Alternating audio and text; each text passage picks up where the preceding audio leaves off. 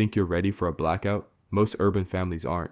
Around 83% of outages are triggered by severe weather, which means they can strike without warning and disrupt essentials like heating, lighting, refrigeration, and communication. Without a plan, that disruption quickly turns into food spoilage, safety risks, and even medical problems. This video gives you a clear survival timeline, step-by-step actions from the first minute through hour 24. You'll see how to protect your family, keep medicine safe, and manage food and water in a city apartment. Stay through the end for a simple 3-point checklist you can apply today. So when the lights suddenly cut out, you'll know exactly what to do in the very first minutes.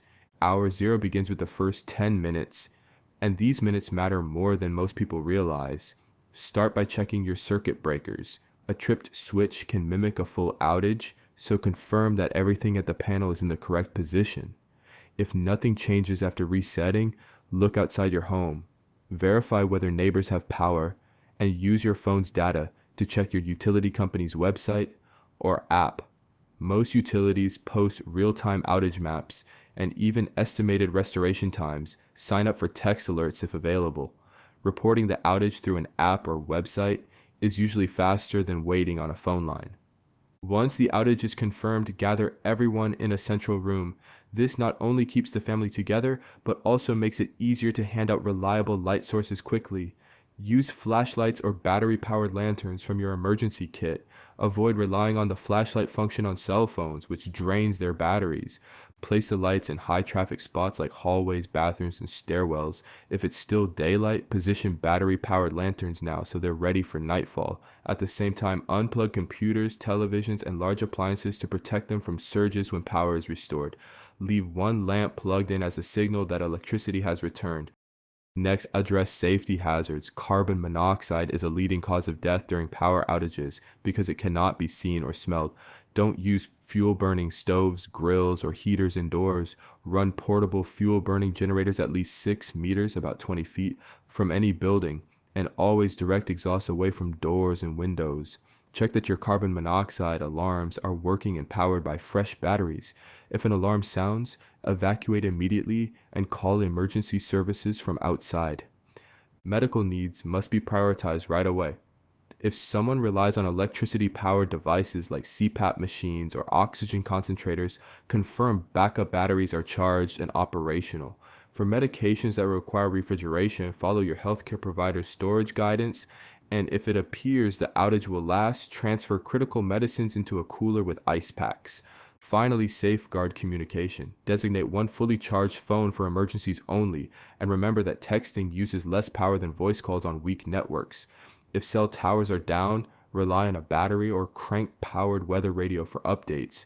By the 10-minute mark, you should have confirmed the outage, secured safe lighting, protected electronics, ensured medical needs are covered, and set up reliable communication. From here, your focus shifts to the basics, supplies and resources that will determine how well you manage the hours ahead. Hour 2 is about securing essentials. By now, you should move from reaction into deliberate action, starting with water. The standard is at least 1 gallon per person per day. For a family of 4, that means a minimum of 4 gallons for a single day, with extra set aside for pets, hygiene, and the inevitable spills. Pull out any bottled water you already have and place larger jugs or containers where they're easy to reach. If you plan to use tap water, keep purification tablets and clean storage containers on hand to ensure it's safe for drinking. Next comes food. Rely on non-perishables that don't require cooking, items like canned beans, nut butters, granola bars, dried fruit, and trail mix. 5 days worth is considered a solid target, even if most outages last less than that, since replenishment may stall during major disruptions. If you pack canned goods, confirm a manual can opener is in your kit. When choosing what to eat first, start with calorie-dense, ready-to-eat foods that keep energy levels steady. To extend refrigerated items after the 4-hour mark, transfer them into a cooler with fresh ice. Place medications that must stay cold in the cooler first, wrapped in towels to stretch cooling time. Portable medical refrigerators are also a strong option if you've invested in one. Power is another essential. Check every portable power bank now and set aside 1 unit specifically for emergency calls only. A 20,000 milliamp hour capacity is a reliable benchmark. giving about 5 full phone charges. If you have a larger portable power station or a solar generator, position it in a safe spot where charging will be simple if the outage stretches. Keep radios powered. Hand crank or battery models provide critical updates when cell signals drop. Make sure your kit also covers light, heat, and basic comfort. Extra batteries for lanterns and flashlights, blankets, body warmers, and clean clothes should be where they can be grabbed quickly. Store all supplies in accessible locations outside basements, which may flood, and label bins so every family member can locate what's needed when tension is high. As hours pass, the challenge shifts from gathering resources to keeping food and water safe. Once refrigerators and freezers cross time limits, priorities change. Hour 8 is when food and water management become the central focus. An unopened refrigerator will usually keep food safe for about 4 hours, while a full freezer can hold temperatures for up to 48 hours if the door remains shut. A half-full freezer shortens that window to around 24 hours. Minimizing how often you open these doors is critical because each opening accelerates warming. A fridge thermometer gives you a clear measure. Anything below 40 degrees Fahrenheit is within the safe zone. At this stage, prioritize moving your most valuable perishables, meat, dairy, and critical medications, into coolers. A practical tip is that solid ice blocks last longer than loose cubes, helping extend cooler life. Medications requiring refrigeration should be stored separately in a dedicated cooler, equipped with a digital thermometer for monitoring.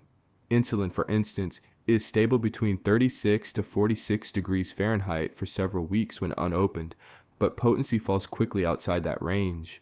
Wrap bottles and towels to buffer against temperature swings, and most importantly, confirm proper storage plans with your healthcare provider since medication guidance can vary. Water supply may also become uncertain after 8 hours. If you need to treat water, use purification tablets or portable filters, and always follow the manufacturer's instructions. In the event of compromised municipal supplies, heed official health advisories for boiling or treatment methods. Avoid collecting water from sources like hot water tanks unless labeled safe. Having a reserve of sealed drinking water makes this step less stressful, but even then, rationing matters, especially if sanitation demands rise. Food safety should guide every decision. Any items with sour odors, slimy textures, or unusual colors should be discarded immediately. Dairy products spoil early, while hard cheeses and butter can sometimes be salvaged by trimming away mold. Shelf-stable items such as canned beans, dry fruit, or energy bars reduce the risks entirely, requiring no heating or refrigeration. Preparing resources early and protecting what you already have extends your margin of safety. But as hours pass and daylight fades, another factor becomes just as critical as food and water: staying connected to reliable information. Hour 16 is when reliable information becomes as important as food or water. Standard communication channels may already be faltering, and cell service can weaken or cut out entirely. That's why a hand crank or battery-powered emergency radio is essential. These units pick up AM/FM broadcasts as well as government weather alerts, giving you clear updates without depending on an internet connection. Keep one accessible so you can hear announcements about storm developments, outage duration, and safety instructions. This is also the point where pre-downloaded resources show their true value. Offline maps with marked evacuation routes, saved PDFs of utility contacts, medical documents, and reference guides should already be loaded on at least one device. To stretch its usability, dedicate that phone or tablet solely to information storage and switch it into airplane mode. Keeping other devices reserved for calls and texts ensures no single failure leaves you blind to updates. Community connections matter as much as technology. Utilities and online platforms can help as long as they remain active, but during prolonged outages, it's smart to have a neighborhood fallback plan. Checking on vulnerable neighbors, arranging block captains, or designating a shared meeting point can provide both news and support when electronic systems drop out.